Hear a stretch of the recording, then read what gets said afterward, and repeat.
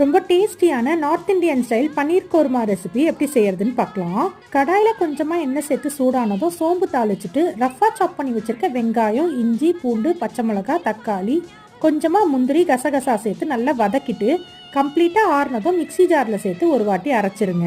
இது கூட 2 கரண்டி அளவுக்கு ஃப்ரெஷ்ஷான தயிர் சேர்த்து நல்லா ஃபைன் பேஸ்டா அரைச்சு தனியா வச்சிடலாம். அடுத்து கடாயில 1 கியூப் பட்டர் சேர்த்து நல்லா மெல்ட் ஆனதும் கட் பண்ணி வச்சிருக்க பன்னீர் பீசஸ் சேர்த்து எல்லா சைடும் லைட் கோல்டன் ப்ரௌன் கலர்ல வர வரைக்கும் ஃப்ரை பண்ணி தனியா வச்சிருங்க.